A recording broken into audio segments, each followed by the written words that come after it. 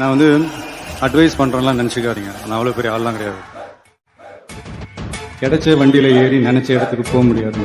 நமக்கான ட்ரெயின் வரணும்னா நாம் கொஞ்ச நேரம் பிளாட்ஃபார்மில் நின்று தான் ஆகணும். இப்போ அழகும் ஆடம்பரமும் இருந்த 1000 பேர் கூட ஆசையாக பழகுவாங்க. அன்பாக இருந்தால் பழகிற 10 பேர் கூட உண்மையாக இருக்கும்.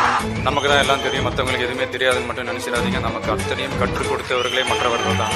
தோல்விகளுக்கு 1000 காரணம் இருக்கலாங்க, ஆனால் வெற்றிக்கு 1000 தோல்விகள் மட்டுமே காரணம். எல்லாருக்குமே லைஃப்ல முன்னுக்கு வர்றதுக்கு நிறைய வாய்ப்புகள் கிடைக்கும். வாய்ப்புகள் இருக்கிற கஷ்டத்தை பார்க்குறவங்க தோத்துறாங்க, அந்த கஷ்டத்துலையும் இருக்கிற வாய்ப்பை பார்க்குறவங்க ஜெயிக்கிறாங்க. இந்த நெகட்டிவிட்டிஸ் எல்லாரும் சுற்றி இருக்கும் இல்லையா, அந்த மாதிரி உங்களை சுற்றி இருக்கிற நெகட்டிவிட்டிஸை நீங்கள் எப்படி சார் ஹேண்டில் பண்ணிக்கிறீங்க?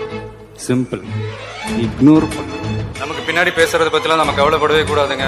அவங்கள விட நம்ம 2 அடி முன்னாடி இருக்கோன்றதை நினைச்ச பெரும் போட்டுக்கிட்டு போயிட்டே இருக்க வேண்டியது.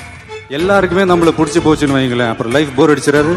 அப்புறம் நீங்கள் யாருக்காக என்ன சாதிப்பீங்க, யாரை சந்தோஷப்படுத்துவீங்க? கொஞ்சம் பேருக்காவது நம்மளை பிடிக்காம இருந்தால் தான் லைஃப் ஒரு மாதிரி ஜாலியாக இருக்கும், இன்ட்ரெஸ்டிங்காக இருக்கும், சுவாரஸ்யமாக இருக்கும். அடுத்த நிமிஷம் நிச்சயம் இல்லாத வாழ்க்கை. முடிஞ்ச வரைக்கும் எல்லாரையும் சந்தோஷப்படுத்துறதுக்காக வாழ்ந்தா அந்த வாழ்க்கை அர்த்தமுள்ளதா. 2 things will define you ன்னு சொல்லுவாங்க. One is your determination when you have nothing, your attitude when you have everything. கிரீடம் எவ்வளவு கனமா இருந்தாலும் அதை தாங்குற தலை கனமா இருக்கக்கூடாதுன்றதுல கவனமா இருக்கணும்.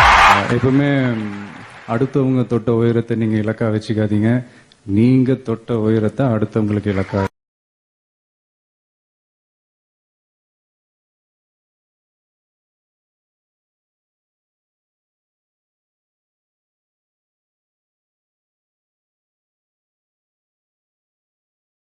Share chat.